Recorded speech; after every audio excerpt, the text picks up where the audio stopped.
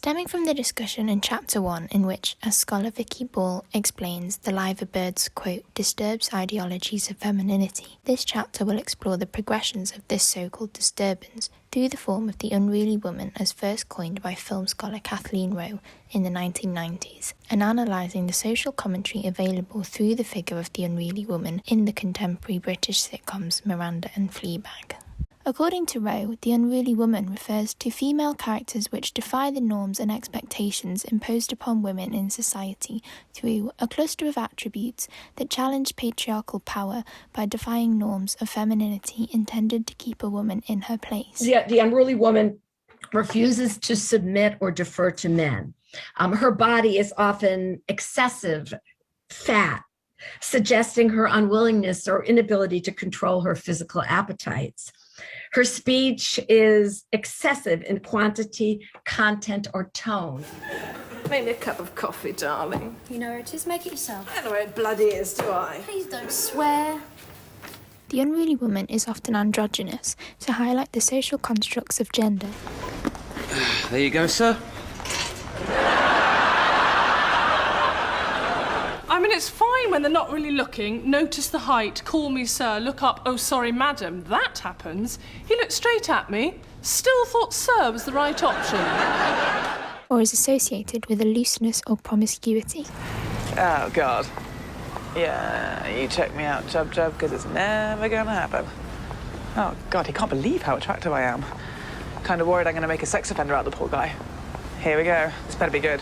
Here we go. Oh, a shame. And overall is seen as a figure of the grotesque. I bloody love that job, Lola. I'm good at it too. Miranda, first broadcast on the BBC in 2009, follows titular character Miranda and her struggles as she mediates through life in her 30s, competing with the constant pressure from her mother to get married. Miranda? Oh, good morning, Mum. How are you? Are you engaged yet? Well, not since you asked last night, no.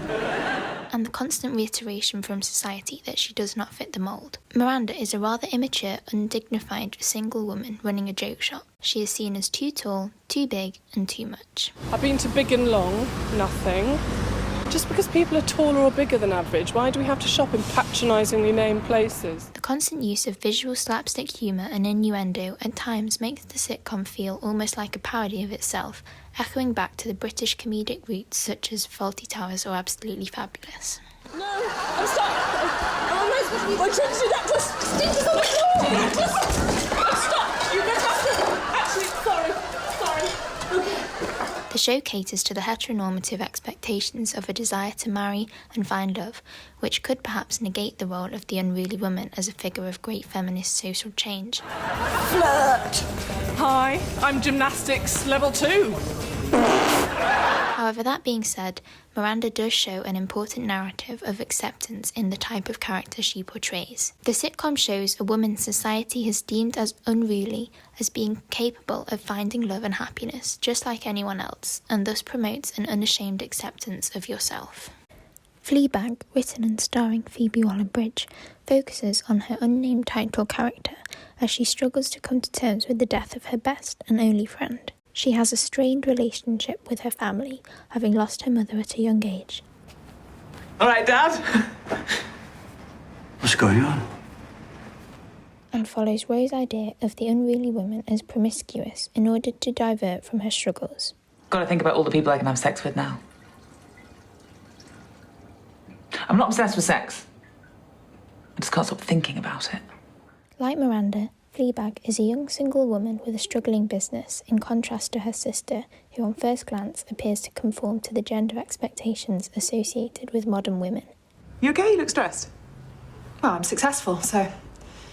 However, Waller-Bridge uses this self-destructive character in order to explore greater themes of mental health and allows for serious discussions of topics such as menopause, miscarriage, and the concept of actually wanting children, things women experience in the real world but is often silenced from the sitcom. Women are born with pain built in. It's our physical destiny. Period pains, sore boobs, childbirth, you know.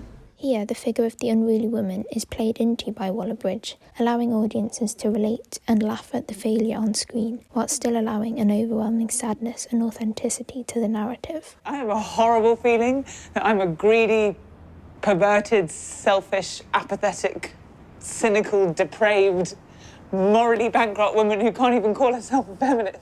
These case studies highlight the ways in which the sitcom and the figure of the unruly woman is able to provide an outlet for both female-driven comedy and the exploration of female social commentary.